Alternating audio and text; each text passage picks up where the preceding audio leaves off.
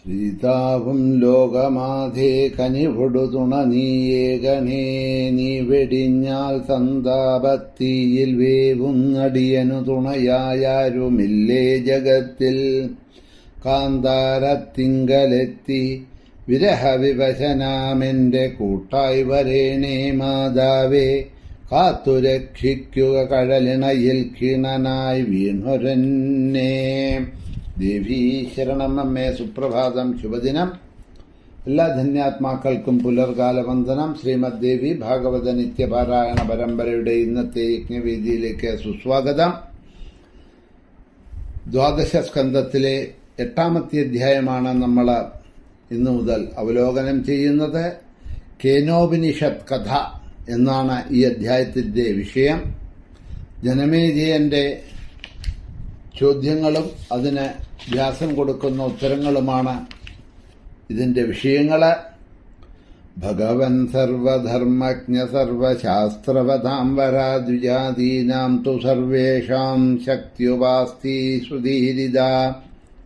സർവധർമ്മജ്ഞനും സർവശാസ്ത്രജ്ഞനുമായിട്ടുള്ള അവിടുന്ന് എല്ലാവർക്കും ശക്തി ഉപാസന വേദം വിധിച്ചിട്ടുണ്ടല്ലോ. 3 സന്ധ്യകളിലും അതുപോലെ മറ്റു കാലങ്ങളിലും മുടങ്ങാതെ ചെയ്യാനാണല്ലോ ഈ വിധികള്. എന്നിട്ടും എന്തുകൊണ്ടാണ് ബ്രാഹ്മണര് ഈ സന്ധ്യാവന്ദനങ്ങളെ ഇത്രയും ശ്രേഷ്ഠമായിട്ടുള്ളത്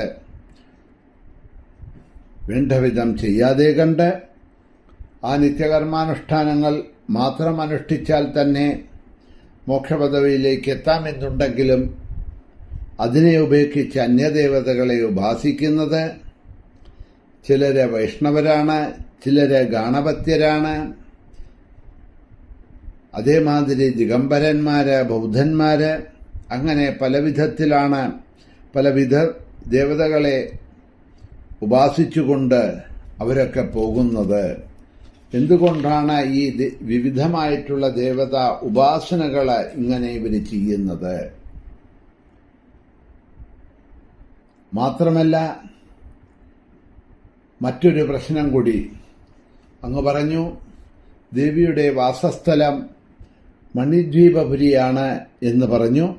ആ ദേവിയുടെ വാസസ്ഥലമായിട്ടുള്ള മണിദ്വീപപുരിയെക്കുറിച്ചും എനിക്ക് ദീർഘമായിട്ട് അറിയണം എന്നുള്ള ആഗ്രഹമുണ്ട് എന്നിങ്ങനെയുള്ള 2 ചോദ്യങ്ങളാണ് ഇവിടെ തുടക്കത്തിൽ തന്നെ ജനമേജയൻ വ്യാസനോട് ചോദിക്കുന്നത്. അതായത് വേദം വിധിച്ചിരുന്നിട്ടുകൂടി ഇത്തരത്തിലുള്ള നിത്യകർമാനുഷ്ഠാനങ്ങള്, ത്രികാല സന്ധ്യാവന്ദനങ്ങള്, അഗ്നിഹോത്രങ്ങള്, ഉപാസനാദികള് മുതലായവയെ ത്യജിച്ച് എന്തിനു വേണ്ടിയാണ് വിഭിന്ന മാർഗസഞ്ചാരികളായിട്ട് മറ്റു പല ദേവതകളെയും ഉപാസിച്ചു കൊണ്ടുപോകുന്നത്? ഇതാണ് ഒരു ചോദ്യം. ദേവിയുടെ ആവാസസ്ഥാനമായ മണിദ്വീപിനെ പറ്റിയും എനിക്ക് ദീർഘമായിട്ട് പറഞ്ഞു തരണം എന്നുള്ളതാണ് ജനമേജയന്റെ അപേക്ഷ. അതനുസരിച്ച് വ്യാസൻ ജനമേജയന് അത് പറഞ്ഞു കൊടുക്കുന്ന ഭാഗങ്ങളാണ് ഇനി ഇവിടെ നിന്ന് അങ്ങോട്ടുള്ള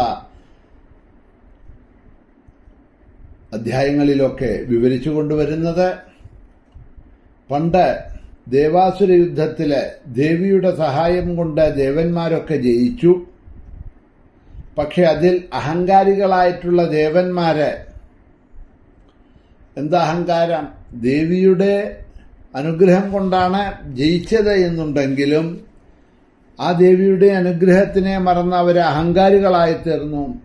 അവരുടെ ബാഹുബലം കൊണ്ട്, അവരുടെ ശക്തി കൊണ്ട്, അവരുടെ ധൈര്യം കൊണ്ട്, അവരുടെ ഈ ബുദ്ധി കൊണ്ട്, യുക്തി കൊണ്ടാണ് അസുരന്മാരിൽ തങ്ങൾക്ക് വിജയം വന്നത് എന്നുള്ള അഹങ്കാരം ദേവന്മാർക്കെല്ലാം ഉണ്ടായി. ഇന്ദ്രനും ദേവന്മാർക്കും അഹങ്കാരികളായി എന്നാണ് പറയണത്. അവരുടെ അഹങ്കാരത്തിനെ തീർക്കാനായിക്കൊണ്ട് ആദിപരാശക്തിയായ ദേവി തന്നെ ഒരു യക്ഷനായിട്ട് ആവിർഭവിച്ചു എന്ന് പറയാണ്.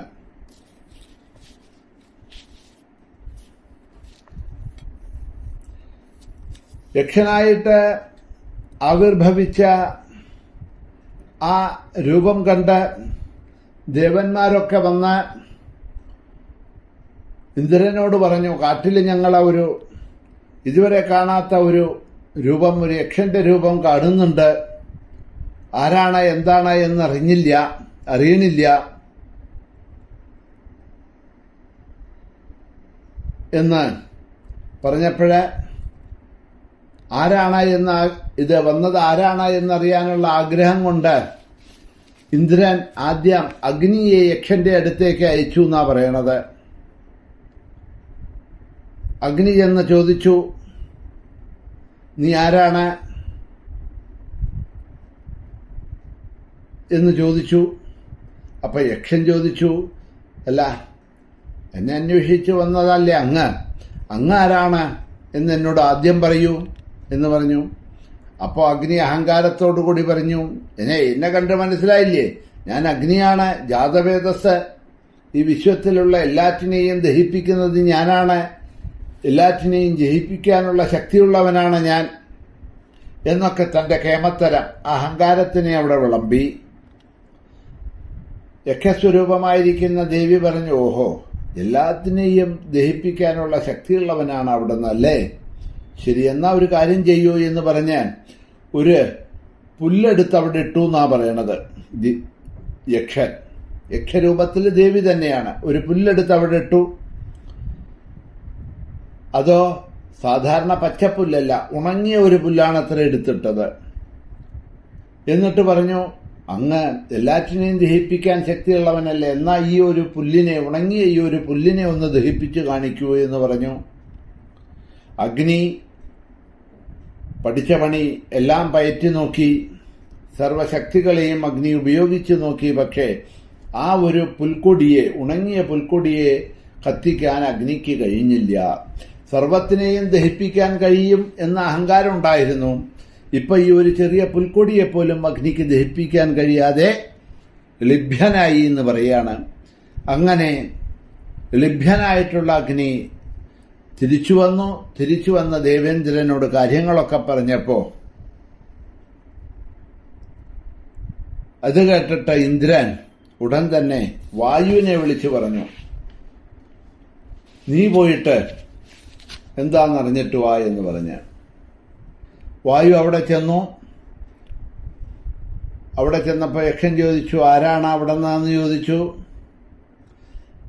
ഗർവത്തോടുകൂടി തന്നെ വായുവും പറഞ്ഞു, ഞാൻ സർവവ്യാപിയായ വായുവാണ്. അപ്പൊ യക്ഷൻ ചോദിച്ചു, നിനക്കിപ്പോ വായുവാണ്, നിനക്കെന്ത് ശക്തിയുള്ളതെന്ന്. എനിക്ക് എല്ലാറ്റിനെയും ചലിപ്പിക്കാനുള്ള ശക്തിയുണ്ട്, പറപ്പിക്കാനുള്ള ശക്തിയുണ്ട് എന്നൊക്കെ പറഞ്ഞ് തന്റെ അഹങ്കാരത്തെ അവിടെ പറഞ്ഞു. അത് കേട്ടപ്പോ യക്ഷൻ പറഞ്ഞു, അങ്ങനെയാണെങ്കിൽ ഒരു കാര്യം ചെയ്യാൻ, എന്റെ മുമ്പ് ഒരുത്തം വന്നിരുന്നു, എല്ലാം ദഹിപ്പിക്കാനുള്ള ശക്തിയുണ്ട് എന്ന് പറഞ്ഞിട്ട് ഈ പുൽക്കൊടിയെ അവനെ ദഹിപ്പിക്കാൻ കഴിഞ്ഞില്ല. ഇതപ്പം നീ പറയണോ എല്ലാറ്റിനെയും പറത്താനുള്ള ശക്തിയുണ്ടെന്ന്, എന്നാൽ ഈ പുൽക്കൊടിയെ ഒന്ന് ചലിപ്പിച്ച് കാണിക്കേ എന്ന് പറഞ്ഞു.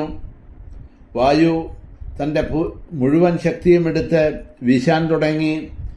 എന്തൊക്കെ ശക്തി വായു പ്രയോഗിച്ചിട്ടും ആ പുൽക്കൊടിയെ ഒന്ന് അനക്കാൻ പോലും ചലിപ്പിക്കാൻ പോലും സാധിച്ചില്ല എന്ന് പറയാണ്. അങ്ങനെ ലഭ്യനായിട്ട് വായുദേവനും ഇതാ തിരിച്ച് ഇന്ദ്രന്റെ അടുത്ത് വന്ന് പറഞ്ഞു. ഇത് കേട്ടപ്പോ അഹംഭാവത്തോടു കൂടിയിട്ട് ഇന്ദ്രൻ സ്വയം യക്ഷന്റെ സമീപത്തിലേക്ക് ചെന്നു എന്നാ പറയണത്.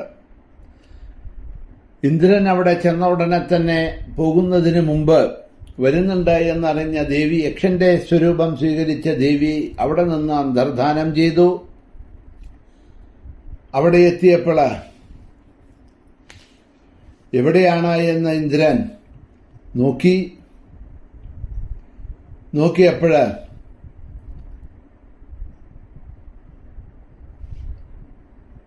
ആരെയും കാണാനില്ലല്ലോ എന്ന് പരിഭ്രമിച്ചു. അപ്പോ ഒരു അശരീരി ഉണ്ടായി എന്നാ പറയണത്. മായാബീജം ജപിച്ചിടിൽ സുഖമായി തീർന്നിടും ഭവാൻ എന്നൊരു അശരീരി, എന്റെ മായാബീജം ജപിക്കൂ എന്ന് ഇന്ദ്രന് ഒരു അശരീരി കേട്ടത് മാതിരി തോന്നി. അങ്ങനെ ആ അശരീരി കേട്ടപ്പോ ഇന്ദ്രൻ ആഹാരങ്ങള് ഭക്ഷണങ്ങളെല്ലാം കൂടാതെ 1,00,000 സംവത്സരം മുഴുവൻ ദേവിയെ ധ്യാനിച്ച് കണ്ണടച്ചുകൊണ്ടിരുന്നു എന്നാണ് പറയണത്.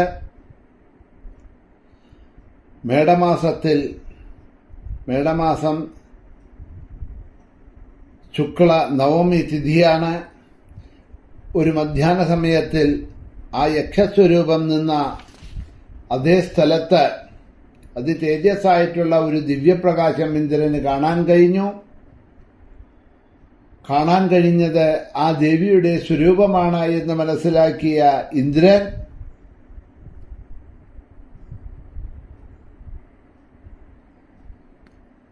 എന്നാലും കാണപ്പെട്ട സ്വരൂപത്തിലുള്ള ദേവിയോട് ചോദിച്ചു, ഇവിടെ ഇതിനു മുമ്പ് ഉണ്ടായിരുന്ന യക്ഷൻ ആരാണ് എന്ന്. ദേവി ഇന്ദ്രനോട് പറഞ്ഞു, ആ സ്വരൂപം സ്വീകരിച്ചു വന്നത് ഹേ ഇന്ദ്ര ഞാൻ തന്നെയാണ് എന്ന് ദേവി ഇന്ദ്രനോട് പറയുന്നു. അത് പറയുന്നതിന് അതിൻ്റെ കൂടെ ദേവി ഇന്ദ്രന് വേണ്ട സാരോപദേശങ്ങളും കൊടുത്തു. അത് ഞാൻ തന്നെയാണ്.